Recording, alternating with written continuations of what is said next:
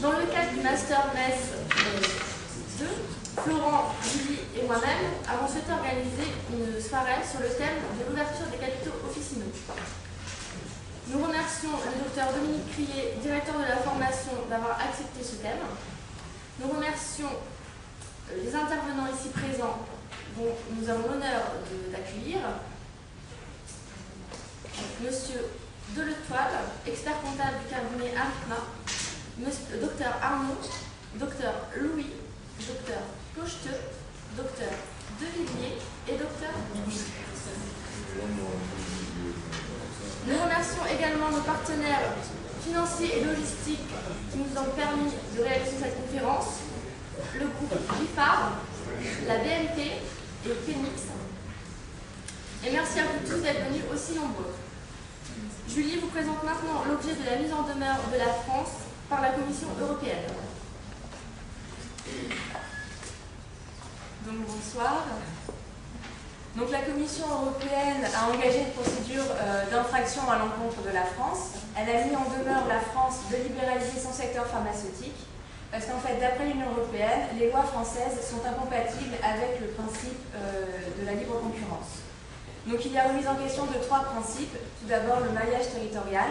Donc le maillage territorial, c'est le principe de limitation du nombre d'officines, ou le quorum, dans une logique de santé publique. Et en fait, actuellement, c'est limité à une officine pour 3500 habitants. Le deuxième principe qui est remis en question également, c'est le monopole pharmaceutique. Donc le monopole pharmaceutique, c'est qu'en fait, en France, il y a exclusivité de la dispensation du médicament par le pharmacien. Et enfin, le troisième principe qui est remis en question, ce sont les capitaux officinaux. Donc c'est qu'en fait, en France, seul un pharmacien peut être propriétaire d'une pharmacie.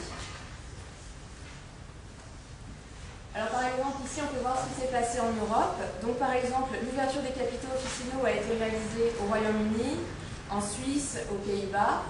Et par exemple, ça n'a pas été...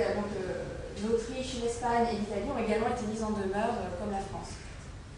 Et en fait, je voulais dire aussi que pour le bon déroulement de la conférence, le débat fera suite à toutes les interventions. Et là, nous allons d'abord laisser la parole à M. Deletoile, qui va nous exposer ce que pourrait occasionner l'ouverture des capitaux officinaux pour les pharmaciens titulaires et pour les étudiants. Merci. Auparavant, excusez-moi, parce que je me rends compte que je suis le seul à ne pas être docteur et non pharmacien.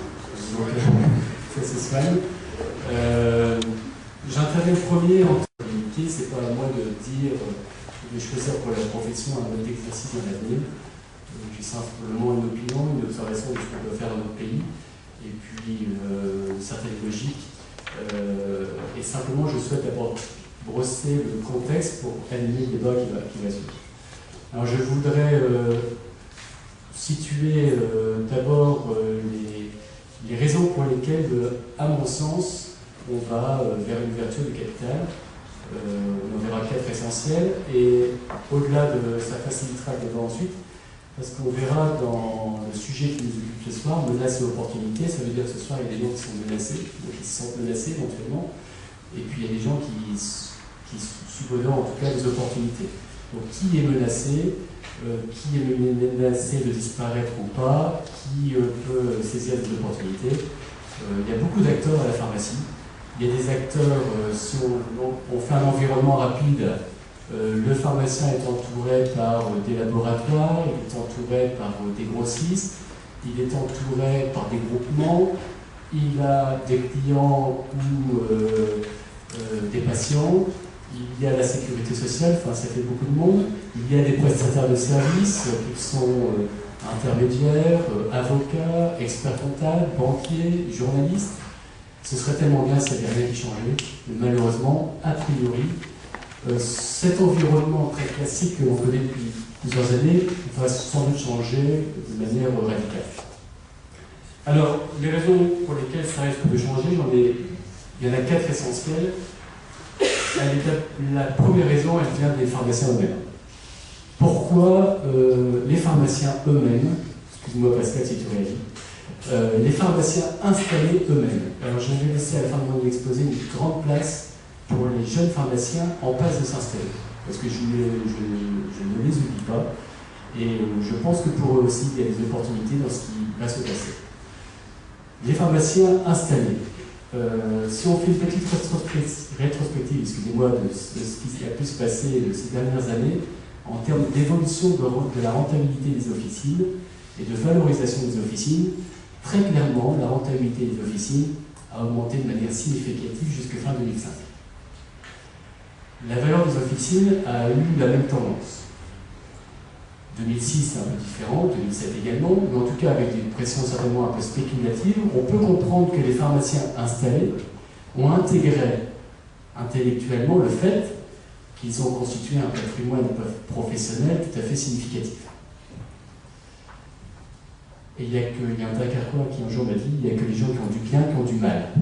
Alors on peut comprendre que si demain les jeunes pharmaciens n'ont plus la possibilité d'acquérir les moyens financiers d'acquérir les officines au prix proposé par les pharmaciens aujourd'hui installés, on peut imaginer que ce sont les pharmaciens installés qui aujourd'hui feront pression, les premiers, pour le capital. Donc cette tendance me paraît évidente, et si rien n'est organisé pour réellement favoriser l'installation des jeunes, on a ce premier élément qui me paraît évident.